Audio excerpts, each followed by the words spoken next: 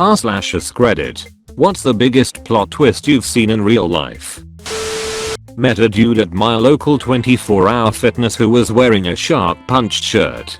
Since most people have no fucking clue about that band, I immediately decided I needed to talk to bro out with this dude about his particular taste in music, metal. We get to talking, find out he's a drummer, lives locally and wants to start jam some evil shit. Awesome.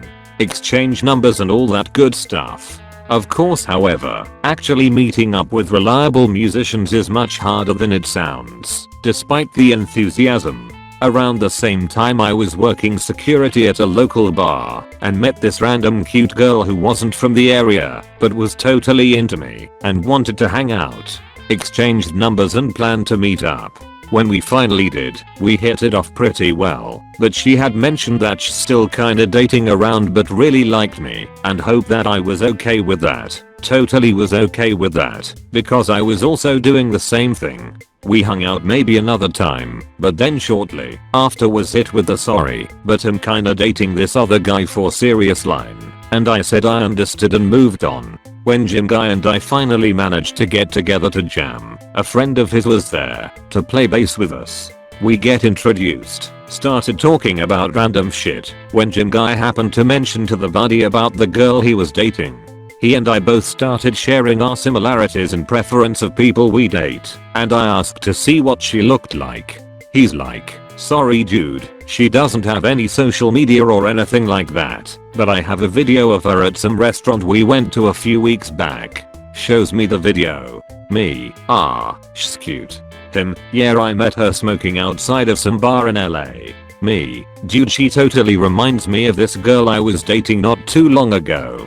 What's her name? Him, Kim. Me, wait, really? That's so weird. I was dating a girl named Kim too. What are the odds? Hold up, she has a Snapchat, right? Him, yeah, why? Me, I start trying to find her on Snap. Dude, what's her name on there? The friend at this time is looking at the both of us like oh fuck and starts laughing. Both of us at the same time. Kimberly's friend is dying of laughter at this point, and we both come to the realization that we are the same dudes she ended up leaving/staying with. We still ended up jamming anyways. Maybe this isn't that big, but here it goes. I'm a medic, and one morning we had a call for an older woman, 70s if I remember right. She was having cardiac issues, was in compensated shock from a very low heart rate. From the time we got to her home to the time we were in the ambulance she had gotten much worse. We paced her heart, and she was doing good the rest of our ride to the hospital. About 16 hours later we get called for a roll of a car accident. Get there and we have one male in the vehicle, unresponsive. Vehicle is upside down off the road. We get him out. He is in very bad shape. Wasn't breathing, so we intubated him, and off to the hospital we went. Almost to the hospital, which is 30 miles away, and he goes into traumatic cardiac arrest. Dead when we get there. While we were on the way to the hospital we found his wallet, since we didn't know who he was. Saw his badge. Retired police officer, and I remember from the morning, our patient's husband was a retired officer. He was on his way to see his wife. Unfortunately he stopped by the bar first. While it wasn't my job, I went with the nurse to talk to the wife and let her know what happened. She thanked me for being there for her family so much that day. I have a co-worker Joe, great guy who has an equally great wife, Nina. Over the years, and even prior to meeting Joe, multiple doctors told Nina she would be unable to get pregnant on her own due to problems with her ovaries and fallopian tubes. She and Joe decided that her child-free life was okay with them. So, she and Joe married and lived happily for 12 years. When they started out, they didn't have much, but as time passed, they progressed in their careers and made a nice life for themselves. Finally, they got to a point that they were comfortable enough to buy a sports car for themselves, something Joe always wanted to do. It was the first new, off-the-lot car they ever owned. Now Joe and Nina were in their early 40s at this time, and figured they'd just coast on into retirement. Well, about 6 months after they bought the car, winter came. Nina got a case of the flu she just couldn't seem to shake. She just felt run down and nauseous, just not herself. After about 3 weeks of this, she went to the doctor. The doctor asked if there was any possibility she could be pregnant. She laughed at him and said, "I've been married for 12 years now and haven't had so much as a scare of being pregnant. Multiple doctors said it's just not going to happen for me. No way." But her doctor said, "Humor me and let me rule it out. Just do a urine test." Well, wanting to figure out what was actually wrong with her ASAP, Nina peed on the stick and, you guessed it, pregnant. So, in their 40s, and with 12 years of living just the two of them, they were expecting. After the initial shock wore off, they were actually pretty excited, even though they had to sell the sports car, since a two-seater wasn't really going to work for them. A few months later, their son John came into the world the usual way, happy healthy baby. So, they became a family of 3, and they still are today.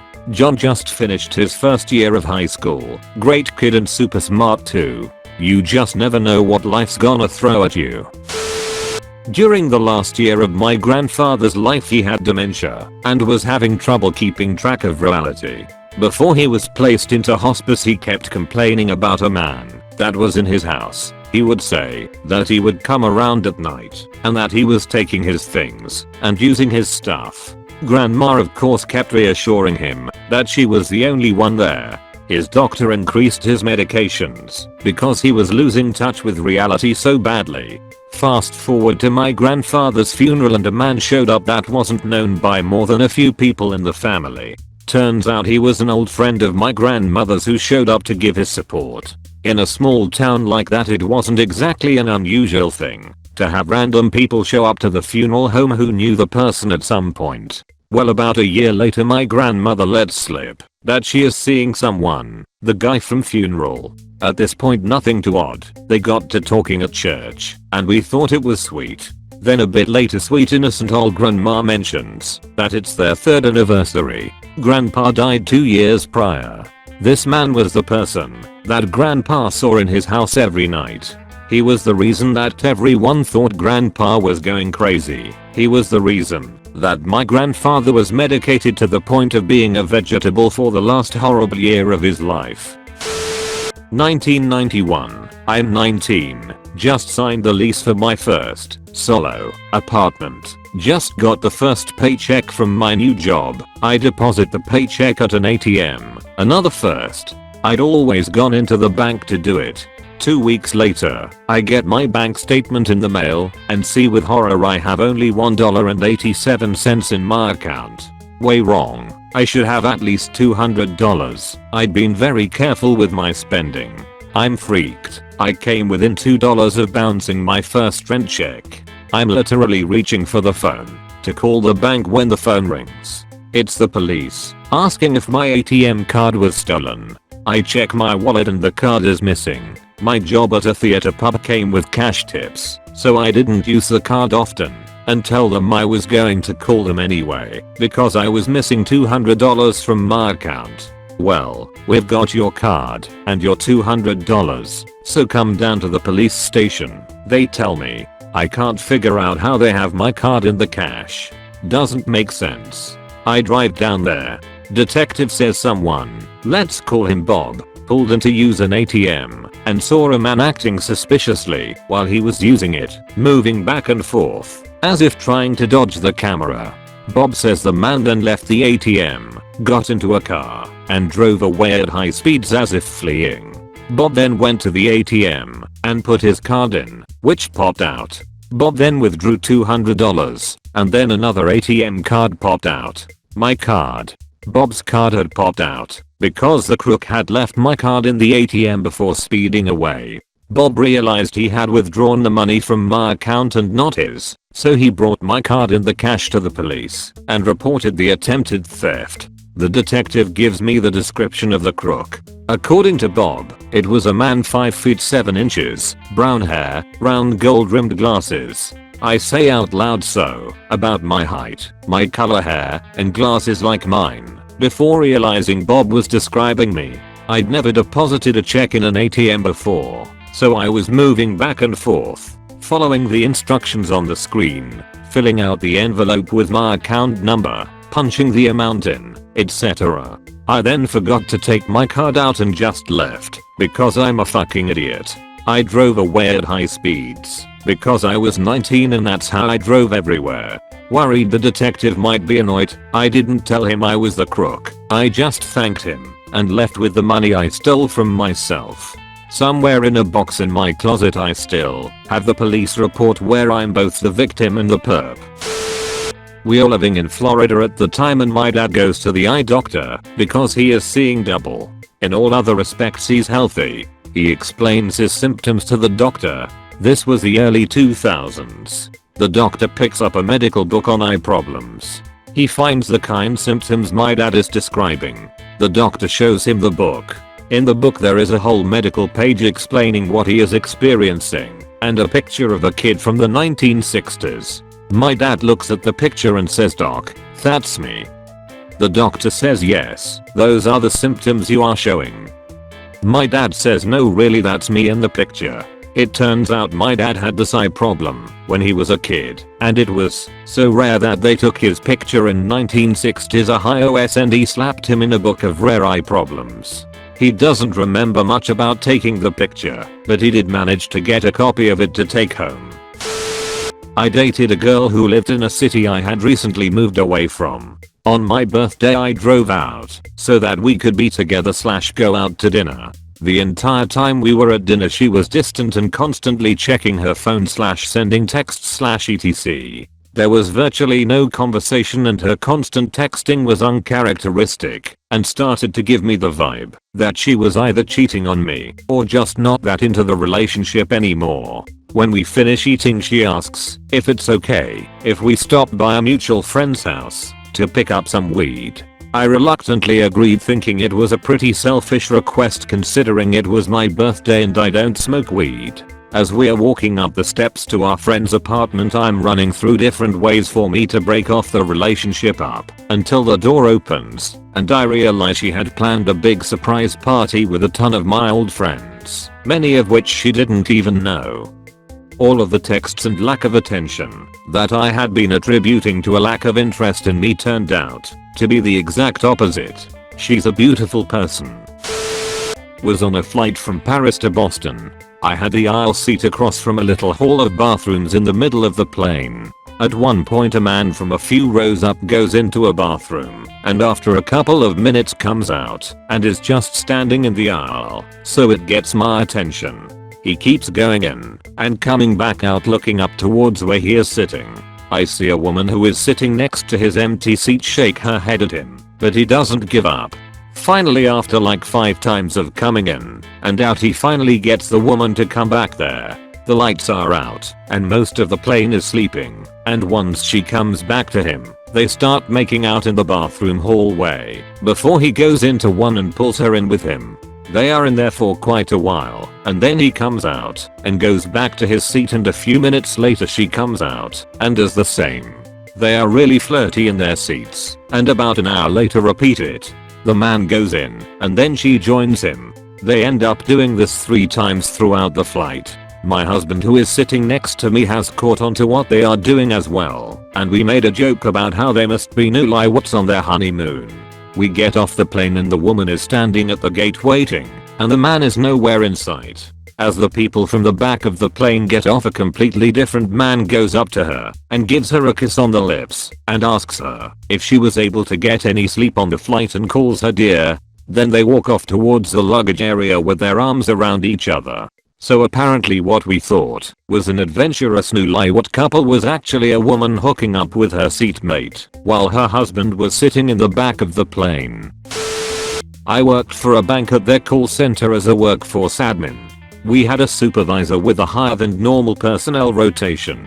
People would be doing okay, then suddenly their numbers would drop and quit. In one of those, the guy quitting made a big fucking scene, called him out, insulted him, pushed him around, and ended up being restrained by other coworkers. At the hours meeting, supervisor is going off on this guy, bringing up every single thing the guy did wrong. He was boasting a bit too about how he had to fix all of this dude's mistakes. The entire time, the guy sat silent, said nothing, just stared at whomever asked him something. When the hours rep asked if he had anything to add, he pulled out a tape recorder and just played recording after recording. Of what, you ask? Of the supervisor literally threatening the guy, harassing him, belittling him, and overall being a complete asshole. Apparently, this guy would target overperforming agents and make their working environment hell to protect his position. Him told the supervisor simply stared at his feet and nodded when told he was fired. The agent, as I understand it, was also let go, but very well compensated. For a semester in high school, my English teacher set up this game where one student was a secret killer. Every couple of days the killer would sneak a note into a classmate's locker, backpack, textbook or whatever that says you've been killed.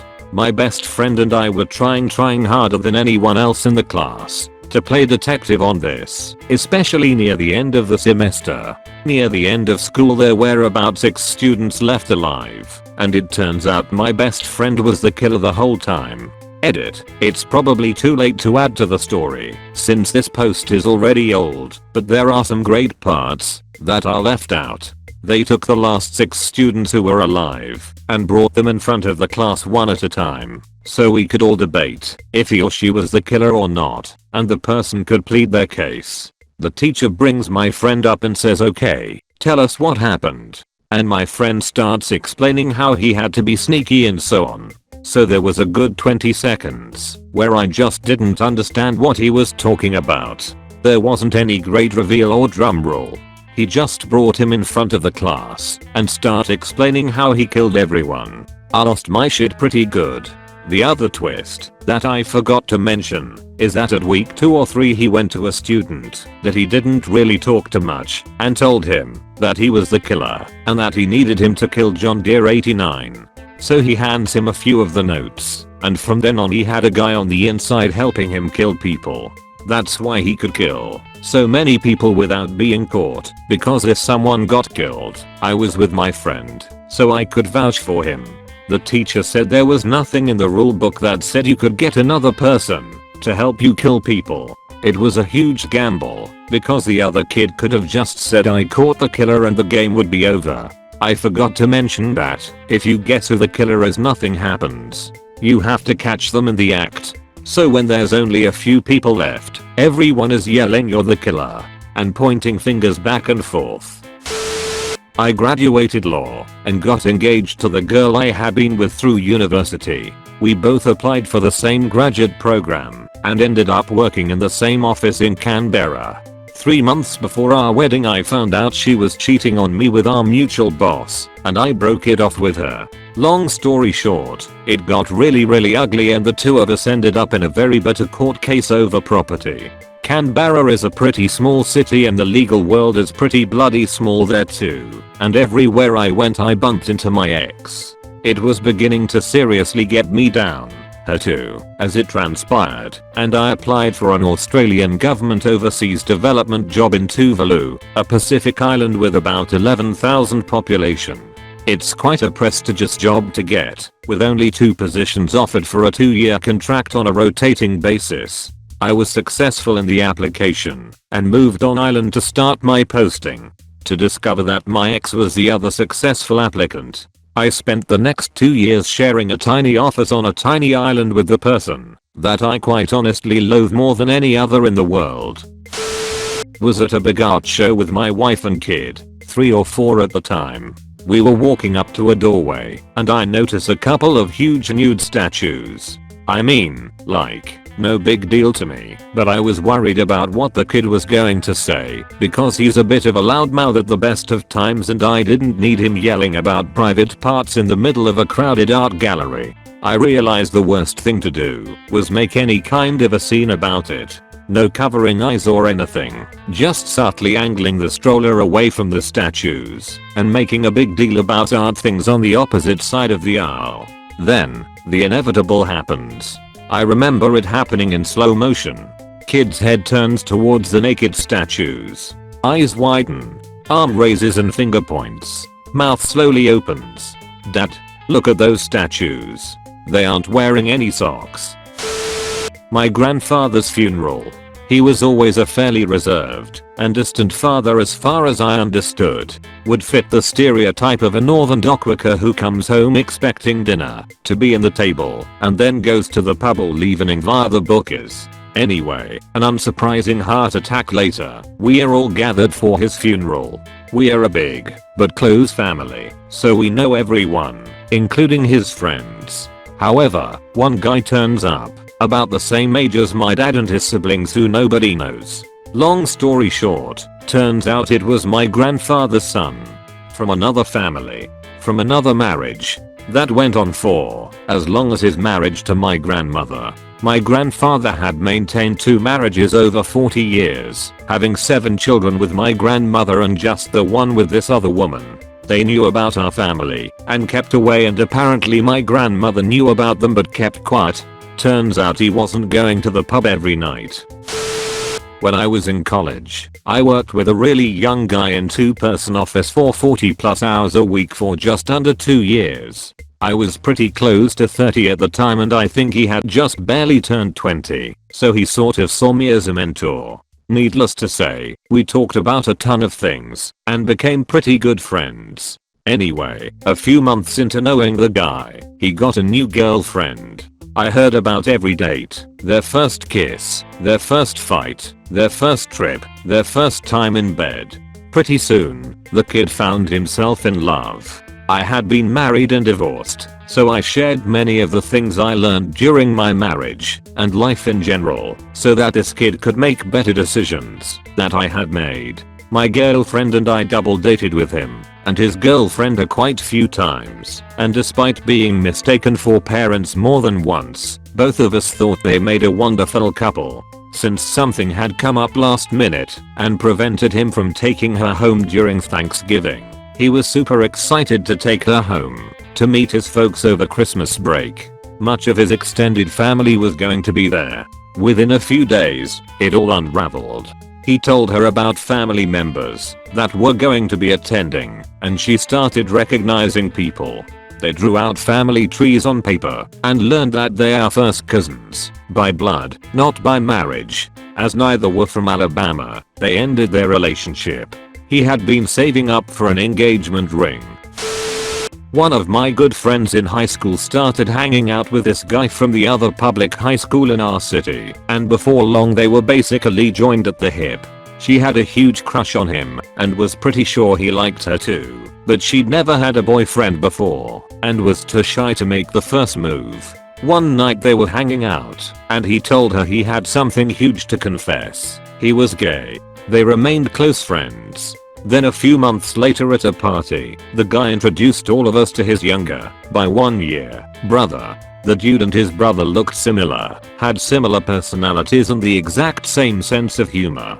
Fast forward 20 years, and my friend is happily married to the brother. Her best friend is her brother-in-law, and he and his husband are godfathers to her kids. Sometimes the painful crush on the gay dude pays off. Edit. For those who feel bad for her husband for being second choice, or think she just substituted him for the guy she really wanted, here is the context you are missing. When she met her now husband, she was already pretty much over his brother. She became friends with her future hubs, and it wasn't until a year or more later that they started dating, after slowly developing feelings over time. Her crush on his brother was brief and adolescent, and she 100% loves her husband for who he is. Yes, the qualities the two brothers share in common were part of what made her develop feelings for both of them, because those are the qualities she finds attractive. Trust me, folks, there is no victim in this story. Everyone ended up happy and loved. A few years ago my parents kept calling me trying to meet up so we can talk. I'm one of 6 to give you an idea, so they kept calling trying to meet up, but I kept avoiding it because I feared the worst. So finally my dad calls and asks if I can come over to his buddy's house after work to help him move something. I got off work and was walking to my car, and I see my dad standing by my car. He tells me to get in his car and says we need to talk. Before he said anything I said, I think I know what this is about. You and mom are getting a divorce, aren't y'all? He said no and told me that I have another sister who was adopted out when she was born due to their financial situation at the time. Remember, I'm one of 6, well now one of 7. I was about 22 when he told me I'm 27 now. She's 26. How did none of us know my mom was pregnant? Guess we were young. I mean, I was around 1 and the oldest of us was maybe around 4 to 5. And 2 weren't born yet. Only one I can think of right now is about my old roommate and her BF. So because we have the extra space, sometimes my mom will rent out rooms to people. We once had a roommate who was 18 years old at the time, and she was dating this 40-year-old loser/moocher. He'd feed her lies saying I have this $1 million idea that's in the works, just BS after BS, so she would continue to spend her parents' money on him. He was living out of his car and would always try to sneak into our house so he'd have a free place to stay. He'd eat our food from the fridge as well as kick our dogs when he thought no one was looking. The girl's parents, who were paying the rent for her, told my mom she was not to see this person. For about a year, she acted like she wasn't seeing him anymore, but we'd somehow find out that wasn't the case. One time we found him hiding behind one of those ginormous Costco teddy bears in her room, and another time he rang the doorbell 10 PM on a Friday and showed up with a clipboard and had the audacity to list off to my mom all the things he'd like to change about our house, like WTF. How many times do we have to tell you you're not even allowed in our house? Anyways, despite our attempts, she kept seeing this loser, and every time we'd catch him with her we'd have to tell her parents. Plot twist was that right before the 40-years-old BF was seeing my roommate, he had been having an affair with her mother for a while, but the mom stopped seeing him when she found out all he does is lie and couldn't support her, let alone himself. When that ended, he then ended up dating her daughter. What weirded me out was that the daughter knew that her current BF had been banging her mom right before he started dating her. Worked at a small company summers during college. 2 dudes that worked there, Mike and John, are best friends since high school, and Mike is getting married to his high school sweetheart. 9 months after the wedding, the girl has a baby, and it looks nothing like Mike, but a lot like John.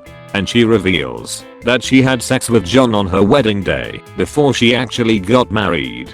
She divorces Mike, marries John the next day, and Mike and John are not friends anymore. Edit. To be clear, the divorce took some time, but as soon as the divorce was finalized, she and John went straight to the courthouse and had a civil wedding.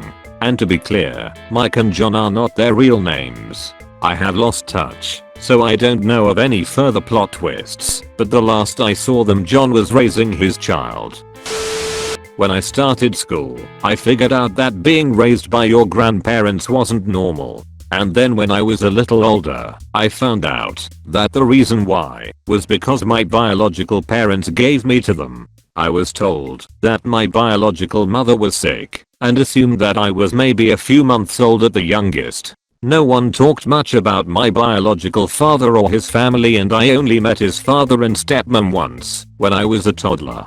I rarely saw my biological parents while they were together, and only started seeing my biological mother regularly when they divorced and she moved back to the family home and we became roommates. Years later, I found out that my biological father remarried and started a new ginger family right away. And then, around 10 or so, I was helping my mom, aka grandmother, with something, and it involved going through her lockbox of important papers. I found a paper pertaining to the custody case, and it was dated 2 months after I was born. I asked questions, and it turned out that my biological parents gave up after a week and my biological father wanted to throw me in a dumpster. Lucky for me, my biological mother called her mom, and I was not thrown in the trash. My dad had been at work while all this went down, so that day, he came home and found out there was an extra person there for the indefinite future. After my biological father changed his plan to putting me in foster care, my grandparents filed for custody because the thought of not knowing where I was literally nightmare inducing. BO dad popped up a couple times when I was older, and the last time we were in contact, which was through email, He tried to claim that I had been kidnapped, which is stupid for so many reasons. We don't talk anymore because he's the human equivalent of stepping on a Lego, and I already have a dad who is like if Shepherd Book and Ron Swanson fused into one being. Thank you so much for watching the entire video. I would be so grateful if you could like this video and subscribe to the channel. New videos every day.